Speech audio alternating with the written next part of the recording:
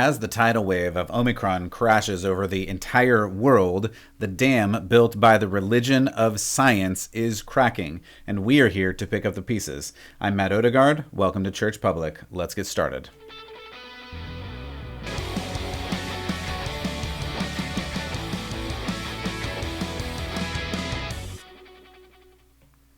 Welcome back to Church Public. Thank you so much for joining me here today. If you didn't already, go back and check the last episode where we highlight a couple of really good things that have been happening around the world, both in Haiti and a couple other stories in the Midwest in the aftermath of the tornadoes where churches are picking up the pieces and the believers are standing up for what is right. As we are wont to do, we've also got to check in with what's going wrong in this world. But in this case, it's a little both and. I haven't done a update on the state of the sickness in America for a while, and I think it's important. I think it's important to do it now because in the light of this new year, for some reason, which we are going to explain, the dam of this religion of science, for lack of a better term, is cracking. It has been upheld as the ultimate religion to follow after the quote-unquote science, trademark, patent pending. And to do that with religious fervor, you must follow the rules. If you don't follow the rules, you're cast off of the internet, you're cast off social media, you may be cast out of your job, as many of my friends have been actually, and you are into the outer darkness if you didn't follow all of the rules. However, that is cracking a little bit. And we're going to look at several stories today to check that out. If you're just listening to this, I sincerely appreciate it. And you can always find it at any of the audio podcast places. Do like, subscribe, put a review if you want, or just hit the stars. 5 stars is the best. At any rate, if you want to, this may be one where you'd be interested to watch because I will be showing a bunch of video clips. I think you'll get the picture. Figuratively, literally, punny, sorry. If you're just listening, I think you'll understand. I'll try to explain what's going on. It's mostly just people talking, but if you're interested in seeing their faces while they are talking to you, you can go ahead and grab that at churchpublic.com. It's probably the easiest place to do that. You can flip on over to the podcast tab at the top, and that will give you the latest one. And then, of course, you can scroll through the rest if you want to. And as always, you can check out social media for more content. So as we get to this, wow, this is just a religion of science, quote unquote, trademark, patent pending. I don't know how else to put it. That's the best way that I have come to put it. They're treating it like a religion. You have literal like priests of a religion. You have people who are representing the religion. And in this religion, you really have to follow the rules. It's dogmatic.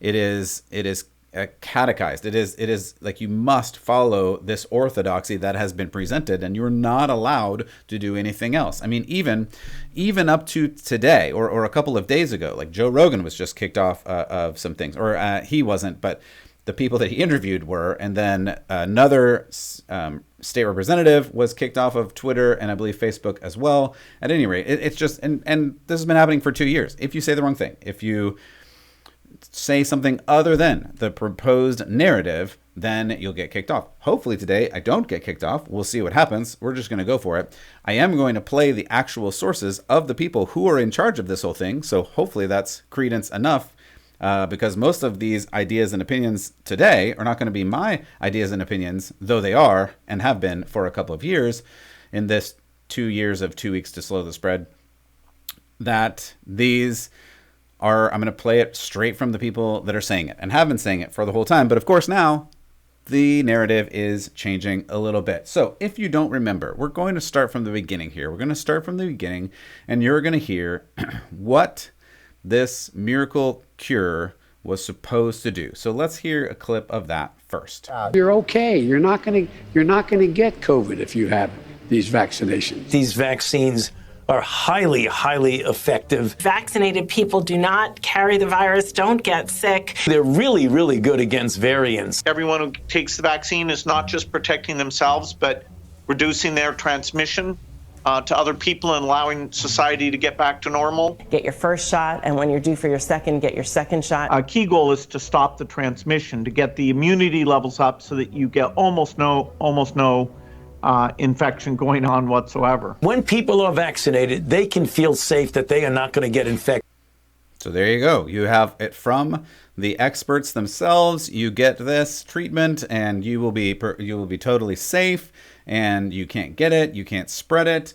And we heard from the top. This was part of the campaign trail. This was part of the whole proposal that the current president gave while he was moving towards the presidency, and perhaps even a little bit after in terms of timeline. But this is what we heard about where we were going from the previous administration to this administration, and how this new administration was going to be even better. I'll put in place a plan to deal with this pandemic responsibly. I've already done it. I've said it before. I'm not going to shut down the economy. I'm not going to shut down the country, but I'm going to shut down the virus. I've said it before. I'm not going to shut down the economy. I'm not going to shut down the country. I'm going to shut down the virus. What I would say is I'm going to shut down the virus, not the country. And so that was the dear president, current, saying that not going to shut down the country, not going to shut down the economy. And we know, based on actual life and living through it, that actually that is kind of what happened. And this is where I have to keep pointing back to religion. That's what we're trying to do here on Church Public, is help you understand that when people, any people, take the place of God, that things are not going to go well. What you're hearing from the leader of the country there is saying, I'm going to stop a virus from the world, or the people of the world, or something. Just to be as clear as I can here, I'm fairly certain that humans can't stop certain things. Sure, there are treatments, there are other things, there are vaccines for certain things. This particular one, as we'll see in a moment, doesn't seem to be that. But it does sound like, this is just my impression, I will give you my opinion on this one, this leader of the country is saying they're able to stop things that are outside of the course of normal human power. And that's where I think we're getting into trouble here. We're getting into trouble saying, can a human shut down a virus? Is that a thing? And we know that this particular human says some weird things sometimes. But I'm not sure that was possible in the first place, because virus is going to virus, right? I mean, it's what they're made to do. Whether it's, you want to think positively or negatively, that's just the nature of a virus. It's going to keep going. And we've seen that. We've seen that from Alpha, and we skipped all the middle, which is funny to me, especially now that they're using Greek letters. But we're straight to Omicron or Omnicorn, or anyway, people pronounce it all kinds of funny ways. But Omicron is how you would say it. And we're to this new variant now, which is, according to numbers that I've read, 70 times more infectious than Delta, which was 40 times more infectious than the original. So we're in multiple times of infection. And now we hear some other things in difference to that first clip. So let's hear that. What they can't do anymore is prevent transmission. We didn't have vaccines that block transmission.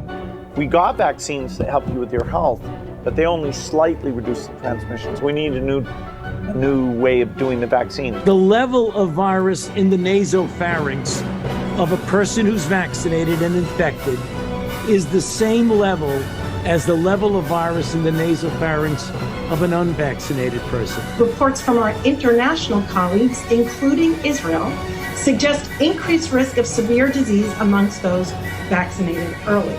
And if you look at Israel, which has always been a month to a month and a half ahead of us, they are seeing a waning of immunity, not only against infection, but against hospitalizations and to some extent death. A booster might actually be an essential part.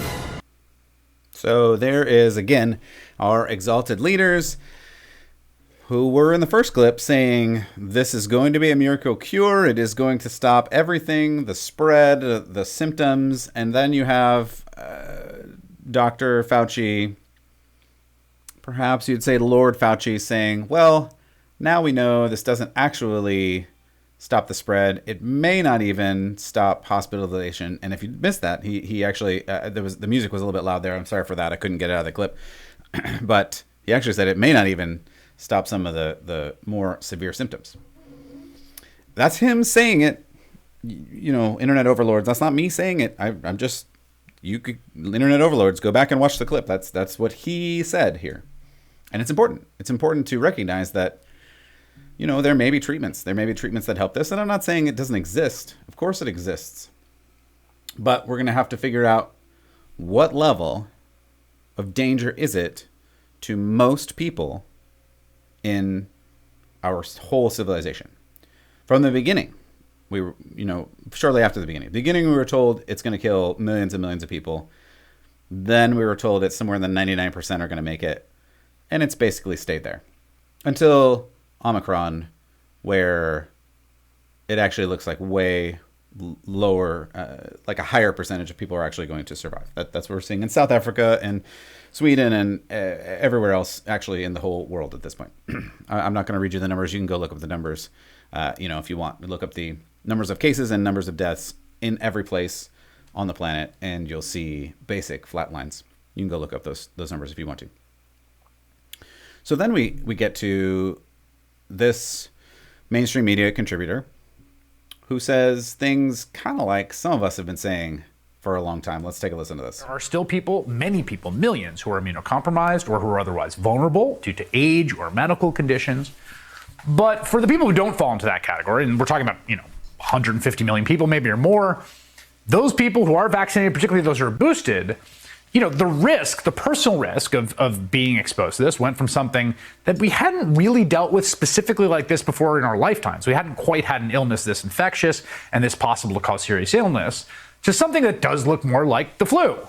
And the flu, of course, can still be dangerous, kills tens of thousands of Americans every year, but we don't orient our lives around the flu. So that's closer to the level of risk that, you know, 200 million Americans or less than that are now dealing with. And then when you add in the sheer exhaustion many people feel, and I don't have to tell you this, I'm sure, because you're just feeling this yourself, many of you, with the lengths of this disruption in their lives, obviously the politics of the pandemic are just completely different than they were earlier in the pandemic. A lot of things were said there. You may want to back that up and listen again. First of all, this mainstream media host, again, I'm not going to say anything that this mainstream media host didn't already say. However, it is some things that some of us have been saying for almost 2 years now, that this is very similar to the flu. And again, I'm not saying it's not bad. I'm not saying people didn't die. But people die every year from the flu too. Tens of thousands in some bad flu years. And as he mentioned, we don't orient our lives to the flu. And that's good. It's good because otherwise we wouldn't do anything with our lives. We would sit inside in a bubble, figuratively or literally, and not do anything. And that's not good for humanity because we need each other. We need community. We're going to talk about community more in a moment. But I think the thing at the end is the most important thing.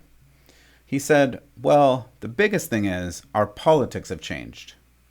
So what I'm hearing here from this mainstream media host, that was Chris Hayes, by the way, if you were listening and not watching, and some of the doctors, and we'll actually listen to a couple others here in a moment, that the science didn't necessarily change, but the politics changed.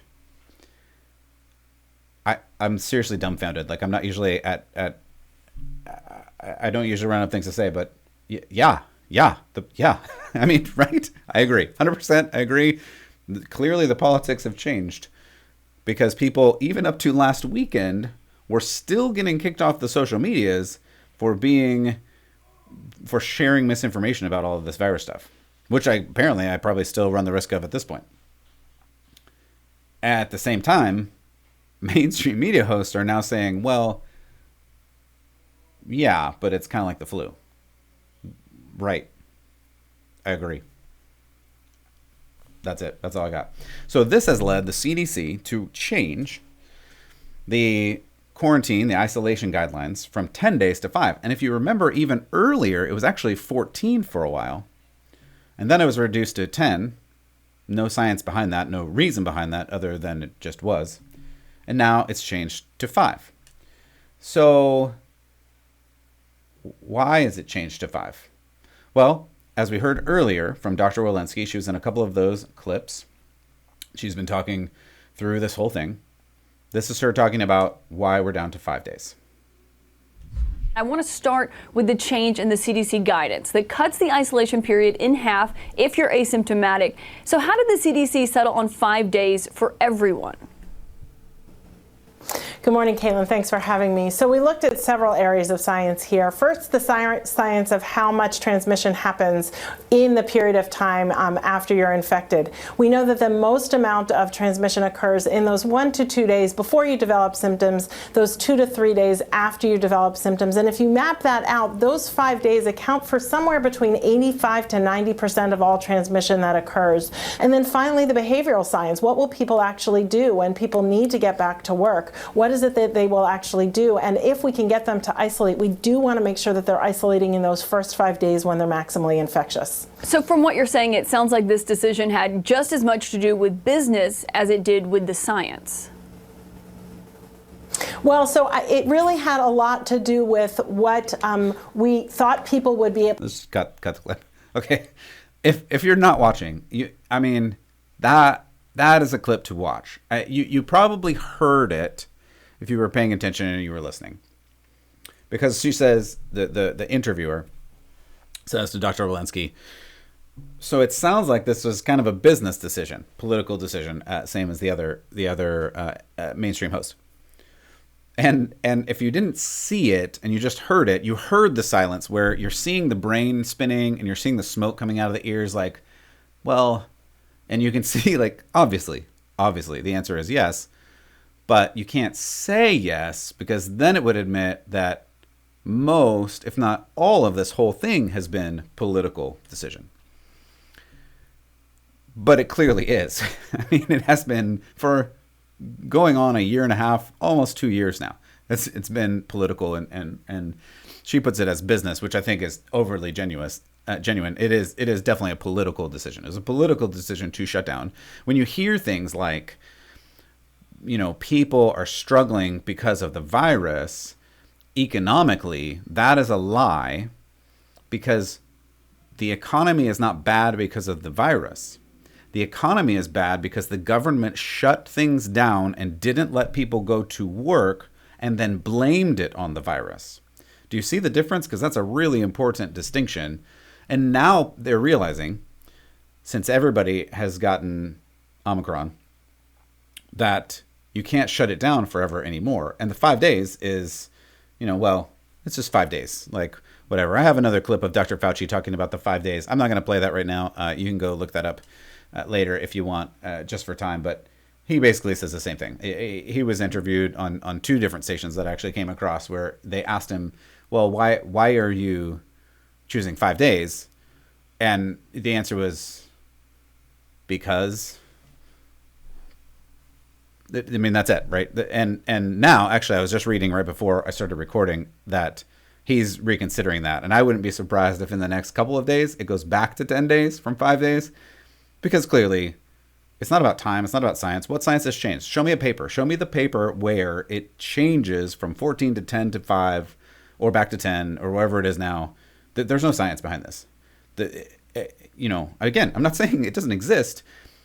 In terms of a virus existing, but as you heard from mainstream media, as you heard from some of the doctors, like, it's a virus, it's kind of like the flu, it's like the cold, it literally is a cold type virus, and you're going to get it, and everybody's going to get this variant if you don't have immunity or something in some way, so it's time to live with it.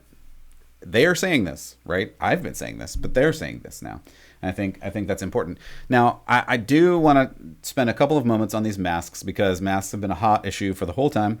And before I give my opinion and agree with some of the people that we're going to hear, I want you to hear from the people themselves. This is one of the doctors that you've heard from many times over the past year and some, who is going to tell us about masks. What do you tell parents? Are cloth masks just not good enough anymore? Cloth masks aren't going to provide a lot of protection. That's the bottom line. This is an airborne illness. We now understand that. And a cloth mask is not going to protect you from a virus that spreads through airborne transmission. It could protect better through droplet transmission, something like the flu, but not something like this coronavirus. So wait, I want to make sure I understand. That was Dr. Scott Gottlieb, in case you were just listening. It said on the chyron at the bottom. Saying this is an aerosolized virus, it's an airborne virus, which we've known almost since the beginning.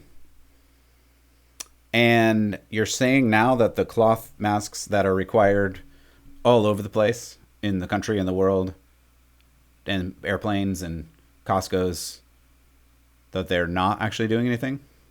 Because I thought if you weren't wearing a mask, you're killing your grandma. Because that's what we were told. If you don't wear a mask, you literally are going to kill grandmas by not wearing a mask. Let's hear one more. Cloth masks are not appropriate for this pandemic. It's not appropriate for Omicron. It was not appropriate for Delta, Alpha, or any of the previous variants either, because we're dealing with something that's airborne. That was Dr. Leanna Wen. Again, these are not my words. These are the doctors that have been in charge of this thing from the beginning at some level. They've been on boards and panels and all the other things, or just consultants to these mainstream media places. And now all of a sudden, the science has totally changed. It doesn't seem like it. There was no science quoted there. There was no science quoted at the beginning either. But now all of a sudden, they're just not. Here's the deal. This is why we're at this point now, I think. We're at this point now because everyone, and if you've been following or listening for a while, you know that there are certain people who believe they're more sophisticated than you or I. These sophisticated people got sick because everybody did. Because the vaccinated got sick, the unvaccinated, everybody got sick over this last couple of weeks over Christmas because everybody got sick. Because, again, just in quick numbers, Omicron is 70 times more infectious than Delta, which was 40 times more infectious than the original, or something therein. And any number in that range. So a lot more infectious. And at the same time, much less deadly to literally everyone, unless you're severely immunocompromised. And they all got sick. And here's the problem. This is why it comes down to religion. And this is why I have to talk about it, even though it is obviously an international story, and it has reaching consequences and impact to faith and all kinds of other things. But we have to talk about it because it's acting like a religion, because they said in other terms, but no uncertain terms, this was for those leading us. And you saw this. I've pointed this out over and over again. Rules for me, not for the AOC.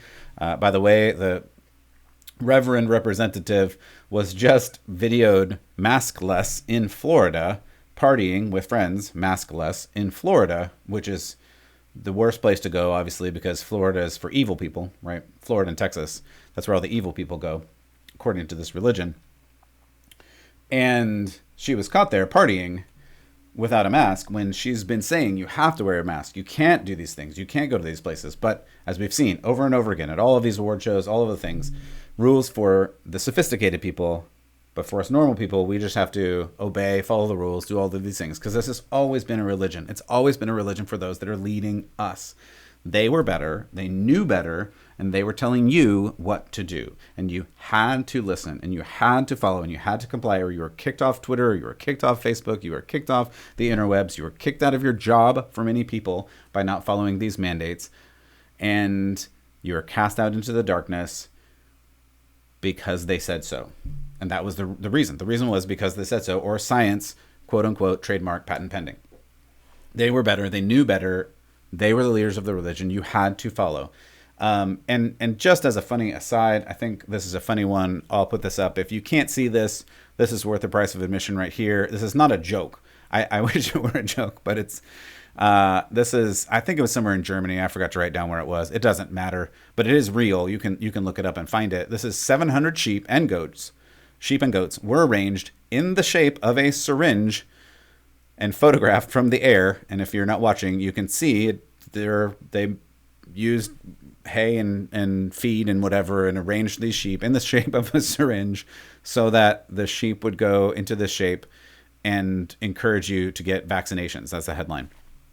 So, I mean, if there's not a better picture for where we are, I don't know. I don't know if there's a better picture. I mean, you draw your own conclusion of that one, but this is just, it's cuckoo town. We are literally in cuckoo town, and I have some other Bible thoughts that I'm going to get to. I'm kind of running out of time today, so I'm going to summarize. And get to a couple other things, but I thought that was funny, and I couldn't go without seeing that. I have a whole thought process that I want to share about Elijah and some of the prophet stuff, but I'm out of time for that today, so I'll come back to that on another day. So come back to that. But before we go, this is important to talk about as Christians and as believers, because I have heard, even there was a big Twitter war with some of the blue checks and some of the blue check is official people, right? Quote unquote official people, saying that if you love your neighbor, you will wear a mask, period. Like if you are like Jesus, what would Jesus do? Then you will wear a mask because that's how you love Jesus. And I just have a cautious reflection to the Christians here. I'm not even saying don't wear a mask. If you want to wear it, I don't care. I don't care if you wear a mask. Do whatever you want. If you're forcing other people to, or saying if you don't, because the opposite of that statement is also true, right? According to them, if you don't wear a mask, you are not following Jesus and you're not loving one another. So this is the cautious reflection. If the gospel is to you Jesus plus anything else, you have now left the purview of the gospel, because the gospel is Jesus. Jesus is salvation. If you're saying I lose my salvation because I'm not loving others because I'm not wearing a mask, then you're now accusing me of some sort of weird heresy by not living according to the law that you have created. And that's a really dangerous place to be on anything. And we need to be really careful about that as Christians. Again, you may agree with me, you may disagree with me, that's fine. But if you just need to be very careful about your theology and how you're following Jesus. And if you're adding things to the gospel, I would be really wary of that. And I heard a really great, I would call it a modern day parable about this the other day. And I want to kind of end on this. This is about loving your neighbor. So here's the parable. Say a man is a trained EMT and is witness to a terrible car crash. This man, the EMT, goes up to the driver of the car in the car crash and immediately sees the driver may have neck injury and needs to be immobilized before being moved. Then another man, an accountant for a large firm, arrives on the scene eager to help. The second man, the accountant, pushes past the trained EMT and pushes him out of the way and says, "We need to help this driver immediately, and that not helping is not loving the driver." Now, you can see, hopefully, the problem here. The EMT, who is trained in these things and knows that you can cause more damage by moving a person who has a neck injury, and they understand that. The accountant, who really does want to help as well, may not know the full details of how injuries work and how you can exacerbate an injury by trying to help when helping hurts. Do both men love this driver enough to want to help? Sure. So now we're just arguing about what is the best manner of help. The problem we have seen over the past 2 years now is there has been only one type of help that is possible, and you are not allowed to use your common sense, to use your brain, to use your own conscience to decide if there might be a different manner of help that was either equally as valid or perhaps even better. You're not allowed to make your own decisions on this. I had even an old professor of mine, a theology professor of mine, post a headstone that said, this person made their own or did their own research. That's a terrible sentiment to say. If you think for yourself that you are causing people to die, like I can't even get my mind around that kind of thinking. Of course we need to be able to think for ourselves. That's the freedom in Christ that we have. If you don't have that ability to think for yourself, then you are a mindless sheep following whatever they tell you to do. And that's not biblical. That's not Christianity. We're supposed to follow after God, yes. But part of that is following. Hey, Jesus himself says, love your God with all of your mind. Even back to Deuteronomy, he's quoting, love God with all your mind. That doesn't mean mindlessly check out. Christians are constantly accused of having this blind faith that doesn't amount to anything. But I would always and have always argued the opposite. You should think about how you believe and what you believe and examine your faith, not just believe blindly. But this religion says, this religion of science, trademark, patent pending, says you have to believe exactly the way we say. And if you question it in any way, you are off into the outer darkness. That's just a bad place for any society to be, period. So I'd be happy to listen to a panel of experts if any panel of experts were allowed to weigh in. But as we've seen, again, just this last week, where a doctor went on Joe Rogan and that doctor has been suspended, the episode has been suspended, you're not allowed to hear other perspectives in this instance. But now, of course, as I played earlier, and you can go back and listen to our quote-unquote official experts, they're allowed to say some of these things that many of us have been saying for almost 2 years now. So this is a religion. You have to bow down or you'll be silenced, but this is not Christianity. This is not love to blindly follow the experts, especially when they can't even agree, as evidenced here, on what is right. We're given conscience for a reason. 1 Corinthians 10, 29 and 30 about we're given the Spirit as a helper. This is John 14, 15. This is Jesus talking about the Holy Spirit. If you love me, keep my commands. I will ask the Father. He will give you another advocate to help you and be with you forever, the Spirit of truth. I think it's really important, and even back to the Greek here, this is literally the word, the Spirit of truth. I think it's important to keep coming back to the fact that the Holy Spirit is about truth. That's something I've been saying for months and months and months now, years at this point, that we have to get back to the truth. Yes, we want to love. Yes, we want to show grace. Those are all really important things. But if we throw truth out the window, we are not living in the Spirit, because the Spirit literally is, as Jesus says here in John 14, go read it for yourself. John 14, 17, the Spirit is truth, the Holy Spirit of truth. And Jesus actually goes on to say this, which I think is interesting in our context. This is continuing in verse 17. The world cannot accept him, the Spirit, because it neither sees nor knows him, but you know him. He lives with you and will be in you. It's important for us to follow after Jesus, and it's important for us to live in the Spirit. And this world, as evidenced by this passage and many others, which I've read over the weeks and months, that this world is going to not like you when you stand up for truth, and not like you when you say the things that are challenging to this world. The same way they didn't like Jesus, they didn't like the disciples, they haven't liked church fathers from there until here all the way, and it continues on that this world is going to persecute you if you do not follow their prescribed religion. But we are not called to be sheep in this. We are called to be wise, and we're called to follow after Jesus and have courage. When Jesus says, take heart, that's the same idea, the same word for courage. And we need to have this, especially now, because the days are getting darker. And hopefully they'll continue to get lighter as well as Christians like yourself speak out in the Spirit of truth. I do hope this recording finds you well. I hope that you are following after God with all of your heart and soul and mind and strength, that you do love your neighbor as God has loved you. I pray God blesses you and keeps you. And as always, I hope that you will keep the faith.